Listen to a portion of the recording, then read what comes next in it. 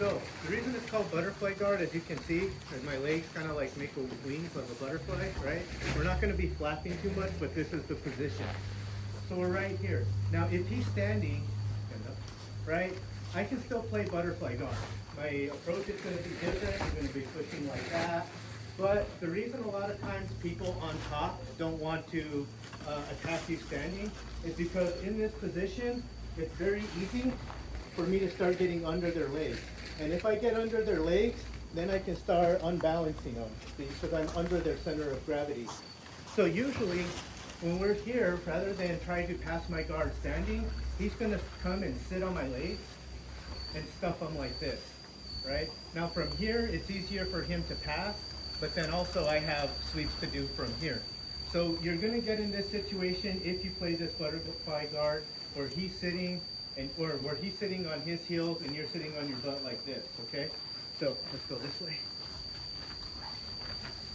So the first move I'm going to show you is the simple arm drag. All we're going to do is you're going to grab their wrist. You can grab their you can grab their gi like this, or you can just grab their wrist, either one. This hand is going to grab his tricep, and now this leg's going to come out. So from here, I'm going to pull as I pull myself forward, and I pull myself forward and I pull him back, right? So here, and then I pull, just like that. Now, two things can happen when I'm here. If we're arm fighting, I'm trying to get inside, I grab, and then I pull. Now, if I really, really pull him, right, and I pull him real out, way out, and he's easy to take down, I can just grab his hip here, scoot out a little bit, and then just pull him onto myself. I get my hooks in, and now I have his back, okay? So ideally, I'll be able to pull him into me. If, say, I get this arm drag, I grab his wrist, grab his tricep, pull my leg out, and then I pull. Say I'm here and I can't move him because he's tight. Well, that's fine. I'm still going to take his back, but instead of taking him to me, he's not moving, I'm just going to climb him like a monkey, right? I'm going to put my hand out, come on, and just like I'm getting on a horse, I'm just going to put my other hook in. Now I'm on his back. Now, when I get this seatbelt grip here, no matter what he does, I have his back. So he wants to roll to the side, that's fine. I still have his back. He can go back. From here, say he wants to start standing up or something, I can always just push my legs out and then control him here. So either way, I have his back. So, one more time, show the technique. One, I grab his wrist, okay? Two, this hand comes in and grabs his tricep. Three, this leg comes out, and then I'm gonna pull him, all in one motion. So here, pull it out, pull here. Now, depending on what happens, I grab either up here or on his hip, and I try to scoot out, and I try to pull him on me. If he goes, perfect, right? But in this scenario, if he's hard to pull and I can't pull him, then I'm gonna pull myself up. I'm just gonna use that to come up. From here, I can continue on this way. If he wants to roll any way, even if he rolls over his shoulder, I can still follow him, see? Most important thing is once you get their body over, regardless if you pull him on top of you or you on top of him, you wanna make sure you get your hooks in. And when I talk about your hooks, I'm talking about your legs here. They need to be controlling his hips so that your body can follow him around. So here, come up. He's not going down, that's fine. I come up, now I got the hooks in. As long as I have these hooks in, and then I get this seatbelt grip, anywhere he goes, moves around, I can follow him with my body. Does that make sense? Just a simple back take from the butterfly guard through the arm drag. Try it, move your partner to the side. Once you're here, grab their hips, and depending on what they do, either take their back or pull them onto you so you can take his back. Sound good? Okay, so because there's a lot of beginners, let's get higher belts. Look at your look at the color of your belt, right? If you're a white belt, try to get with someone who has a color belt, and let's practice with each other. Sound good? Let's do it. 1, 2. What we just went over, you're grabbing the wrist, you're pull him across And from here, if he's light and he's being nice, then I might be able to just pull him over. If not, then I'm just gonna have to climb. Either way, just make sure you have both hips, hooks in, and then get this seatbelt grip so it's the most control that you can have on them. Plus, this opens up for different attacks later, right? So, that's the first one. Now, usually when you're in this position, both sides are trying to get underhooks. The reason you want underhooks is because the person who has inside control usually has a better position. So if I have both hooks here, now I can control his body really well. See, he tries to control my body with those hands. It's pretty hard because he doesn't have inside control. On the contrary, now if he gets double underhooks, now he can go and he can flatten me out. Now he has control of my body, right? So a lot of times when you're playing butterfly guard, it's the mini game that you're playing in this position is who can get the underhooks first, okay? So usually if I just try to go in and get an underhook, right? Because what I'm gonna do is I'm gonna come in here, pull, I'm gonna sweep him just like that. That's what we're gonna get to. But if I try to just go in for an underhook, he's gonna keep his arms tight here because he knows. So both of us are playing tight like this. So it's like, how do I get my hands in there, right? So it can be hard sometimes to try to like swim in, get the arm in.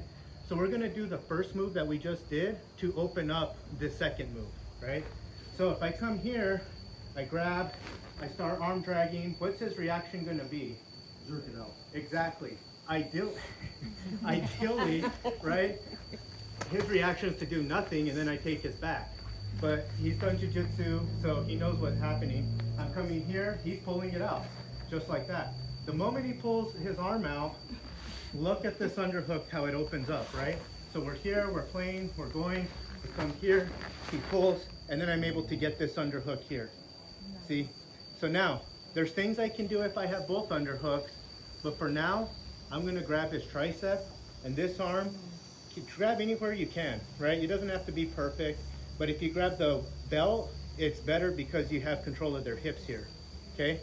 So now once you're here, my feet on top, what I'm doing is I'm gonna be like I'm driving a bus, right? And I'm making that turn. So I'm gonna lean back and I'm gonna be turning my hands as I rotate like this. See when I'm here, how his balance, his center of gravity is above me? That means I have control of him. If he's up, his center of balance is down here, so I don't have control. That's why I pull him down to make him light. Now, what my feet are doing on this foot's the hook. This foot is just gonna kind of kick up, okay? Now this foot, you're gonna balance it right here on the side of your foot, and you're gonna kick up, just like that. As a beginner, if that's hard for you, that's okay. If people don't have good balance, you can just take them down without using that foot and flip them. But to do proper technique, you want both, especially if the person has good balance, okay? So again, we're here, I'm grabbing the wrist, I'm trying to pull, he's pulling out, that's fine. Now I can get my underhook here. This underhook is gonna grab the belt. If it wants to grab high, that's fine, but try to reach for the belt. Anywhere is gonna work. This hand is grabbing the tricep. Why? Because if I don't grab the tricep and he comes down, well, that was a fail, right?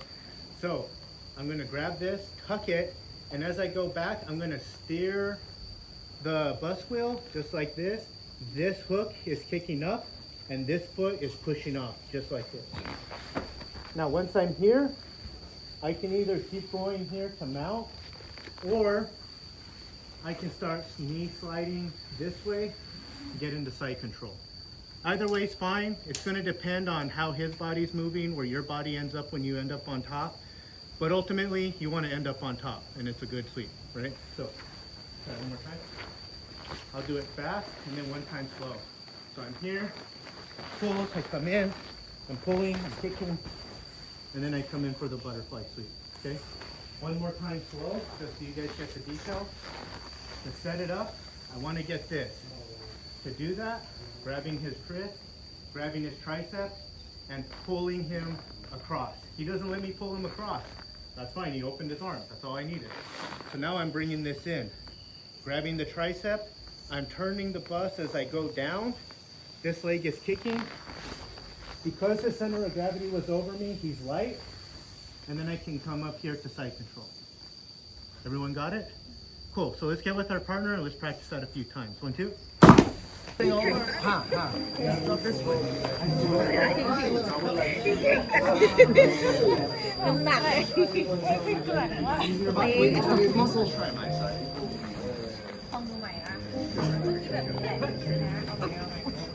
Use your body weight. If you pull it out, what do you do? You're trying to muscle. Everything I showed you is him going this way, right? So again, I'm here, I pull him, he's going that way. Here, coming in, he's going that way again, right? So, if those are the only 2 moves I know, he can really game my game plan, right? He can really mess with me. So, all he has to do is just lean backwards, just like this, right? So now, lean back. Now it's like, okay, I can't get him here. Okay, he's keeping it in. Try to come here, he's staying back. I can't get him going backwards, right? Well, that's fine, because in jiu-jitsu, anytime they're stopping you, if they're just hell-bent on stopping you from going one way, they're opening up the path to something easier. So use what he's doing against him. If he wants to lean back, then why would I go this way and waste a bunch of energy when I can just go with him and still get a takedown, right? So if they're here and if you're having trouble getting him down because he keeps leaning back, right, leaning back, and he just stays right here, all I'm gonna do is I'm just gonna open my legs, come up, grab his knee here, see how I have this underhook, and I'm just gonna push him, just like that. So now if he wants to lean back, he can lean back and I'll go forward. If he wants to go forward, then I'll lean back and I'll take him back like we just went over, right? So what usually happens, because they know that's happening, right, it sets up the moves I just showed. So if I'm here, and then he's staying back, he's like, I'm not going forward, I know what happens when I go forward, right? So then I come here to take him down, what's his reaction gonna be? Drive forward. And I don't wanna go back now, so he's gonna start driving forward. And then, now we have him where we want, and then I can take him the ways we just talked about, right? So again, show this move. He's gaming the system. He knows what happens if I pull him this way. He knows his back's getting taken, he knows he's getting swept. So he stays back. That's okay. I'll use him going back to my advantage. I'm pulling this leg out, grabbing his knee, and I'm just gonna push him. Almost like a tackle, right? But now I'm on top. So let's just practice that a few times. Okay, your partner doesn't want to go back with you. Your partner doesn't want to go back with you. He's being honorary, he's going back, that's fine. He wants to go back, I'm pushing, and then I'm coming on top and I'm getting the sweep that way. Sound good? All right, so let's practice that, and if you guys get that really quick, you can practice the other ones too, all right? Let's do it, 1, 2. So I want to show you a submission from here, since they exist, right? So we're playing here, I'm trying to pull him forward, he's not wanting to go forward, I'm trying to push him back, then he starts going forward. This guy has a good base, right? It's hard for me to do something. So with the gi, what you can do, you can grab right here in the lapel. Now if I have this deep, okay, especially for your more experienced people, where the head goes, the body goes. So if I turn his head that way, his body goes that way, I could just grab him. I don't have to get an underhook here. I can just get the lapel right here. Pull on this and do the same technique as I did before. Pull, kick, and come on top, right? But what I'm gonna show, say I don't get a deep hook here, say I got it right here, okay? And he leans forward just a little bit, so yeah, right here. I'm gonna grab his head, and I'm gonna push his head down. See how I have his lapel here? The moment that I pull his head down, this hand's coming up, just like this. And this hand is wrapping his lapel all the way around as far as I can get on his neck. Now, as I do that, this hand is coming through and it's going on the back side of my arm like this. To finish the choke, I'm just gonna push down as I pull up, and then I get the tap. See, because this right here is wrapping all the way around his neck, and that's what's choking him. Now, and this goes for all gi chokes, right? How do you get out of a gi choke? You go towards the choke. So if I'm here, and I have this. If I just leave my legs like that, how does he get out? I'm choking this way. He just starts rotating with it, and then he can get out of the choke. I might get a sweep off of that, but he gets out of the choke, and we want to finish the choke. So the last detail is, I have this, I push his head down, I pull in. This arm shoots through. Prevent him from rolling, oh sorry, if I can, I'm just gonna grab his legs just like this. So now if he tries to roll out, now I have him stuck. And from here, I'm just pushing with this arm. See how I have a fist here? Pushing down. This arm's pulling up. And now he has nowhere to go because I have his leg trapped. Sometimes you can finish it without getting the leg trapped. As long as I have this loop right here, this is going to be tight. Even if he does end up rolling out, sometimes I can still follow him on top and finish it here. And it just gets a lot harder because I don't have the same positional advantage. Okay? So again, we're playing here, I grab his lapel. I'm going to push his head down. Especially if he's up like this, it might be a little hard. But as we're starting to play and I'm going back and forth, I'll be able to push his head down and get this loop all the way around his neck. This hand is pushing right here behind his head, and now this arm is pulling. To make sure he doesn't escape, if I can get this leg in to trap his leg so he can't spin, even better. And now I'm going to pull this arm as I push this arm down.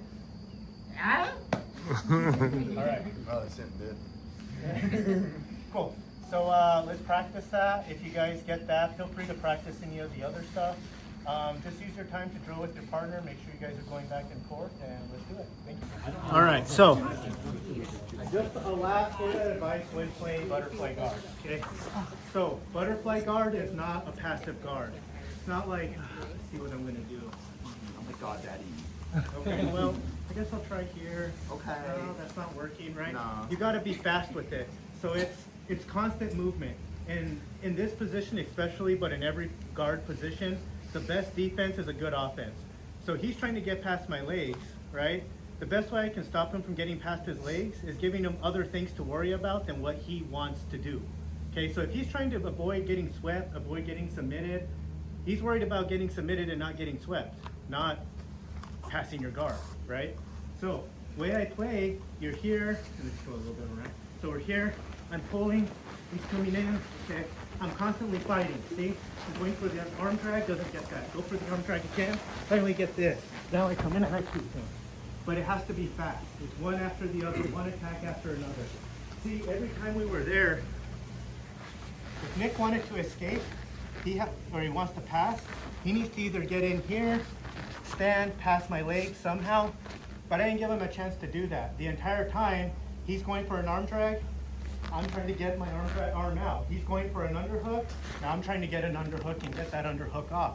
So I'm constantly worrying about stopping his attack, so I don't even have time to do what I want to do. Okay, so that's, when you play butterfly guard, approach it that way. Try to bring them forward. They don't want to go forward, bring them backwards, right? Constantly be moving them. Eventually, an opportunity where they're unbalanced is going to present itself, and it's going to be easy. In most jiu-jitsu, if you're really trying, unless they're way, way heavier than you, right? There's probably an easier way to go. If I'm here and he's trying to take me and he's doing a butterfly sweep going forward, like this, and I'm like, I'm not going over there, right? Okay, I'm not going over there, but what's open? Yep, because I gave it to him. So, just something to keep in mind when you guys are playing butterfly guard. So, now we're just going to get some rolls in. It's your time. I want you guys to start from butterfly guard, one person on top, start sitting, okay? Go wherever the adventure takes you. So, if he ends up sweeping you, you're in side control, keep going until somebody taps, okay? First people, new people, if you're uncomfortable in a situation, if you feel like you're gonna get choked, if you feel your joints are at risk because of some kind of lock, that's fine, just tap. There's no shame in tapping, okay? So make sure you take care of yourself, first off. Second off, make sure you take care of your partners. If we break our toys, then we don't have toys to play with. Right? So make sure that you're being conscious of your partner's experience level, and also just make sure that even if you think they probably should tap but they're not tapping, it's like at the end of the day, this isn't, no one's going to remember this in 24 hours, so just let go, it's okay. The last thing I'm going to say, don't do takedowns just because of our mat situation, so we don't get hurt. And also be aware of your space. So if you start going towards a pole, okay, maybe move away. If you're starting going towards somebody, move away from them so you have a little bit of room. You don't have to go hard. You can go as soft as you want. You can go as hard as you want. Just make sure that you're aware of your surroundings and you're aware of your own safety and your partner's safety. Sound good? Alright. And beginners, please, this is not a joke. I've seen this before. If you get choked, and you want to tap, either tap him or tap the mat. I see there's some people tap themselves. Like I swear, it's a real thing. I've seen that before, and then they go to sleep. You know? Yeah, then I swear they're like choking, and then they're like. Right. Why isn't he tapping? Like, Why are you tapping, man? he's like Tap already. God, it would be hurt you. and then he just goes to sleep, man. It's a real thing. Do it loudly, because you can't hear. You can verbally tap, And say say tap. tap, tap. It's like, I never sometimes just physically you tap. can't have your arms available, sometimes. Tap with everything. Say tap. Yeah. Make When it I very was the clear white your belt, tap. I was like, oh, like that, and then they would let it go. Awesome. So, I'm gonna put a few rounds on. Feel free to grab a partner and let's just roll. If you guys are completely new and you want to roll, just let somebody know that you're a complete new person and they can go live with you. Sound good? Awesome. All right, let's get a partner and let's do it. 1, 2.